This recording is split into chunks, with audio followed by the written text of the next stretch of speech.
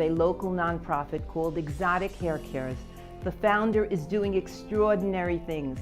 She makes personalized wigs and hair pieces for people suffering with hair loss, whether it's from cancer or alopecia. And like many nonprofits, she finds herself taking money out of her pocket to provide her much needed service. So I sat down with Evelyn Metellus to show her how GrantWatch can help her. Take a look. Hi Evelyn, I'm so glad you stopped by today.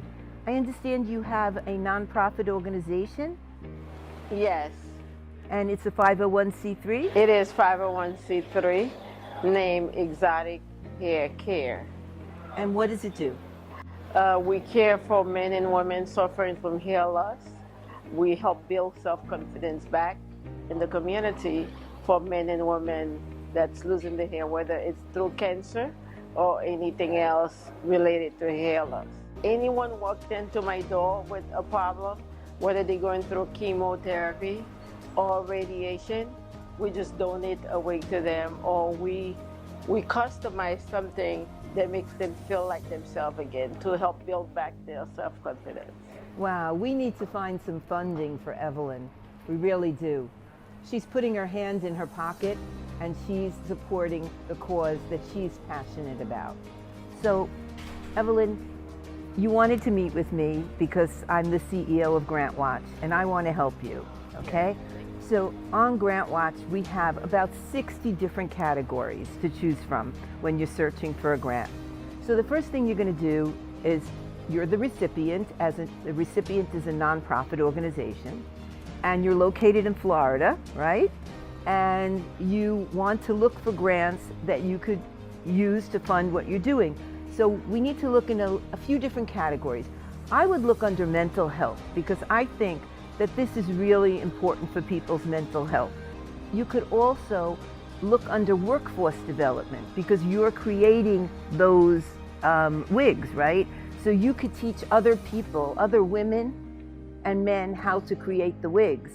And in doing that, while they're interning with you, they could be creating the wigs that you're giving away. Absolutely. Right? We also help children. It's not just men and women. There's a lot of kids suffering from alopecia, different things, so we help them.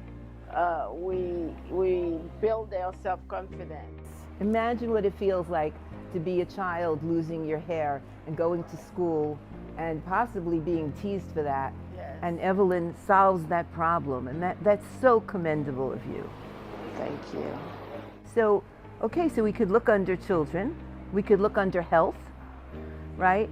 And when you're looking for grants, the most important thing is to check your eligibility, okay?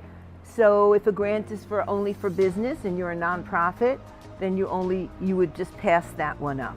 If the grant is for a nonprofit that's in existence 5 years, right, and you're only in existence 3 years, if that was the case, pass it up. Never think, hey, maybe they'll look away or whatever. Don't even bother, okay? Just stick to what they say they want. You want to meet. You want to check off all those boxes. And go through all the eligibility, everything they say. Next, if it looks like a good fit, you want to follow directions. Really follow directions. Sounds so simple, but you know what happens to grants when somebody doesn't follow a direction? They take it and they put it in the trash.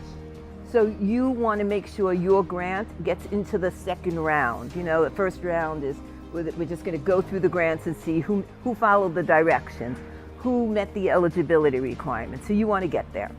Now they're reading your grant, right? It passed all the checklists. They're reading it. So what happens next? Okay. Now they're reading it and you don't want to bore them. How do you not bore them? You let your passion jump off the page.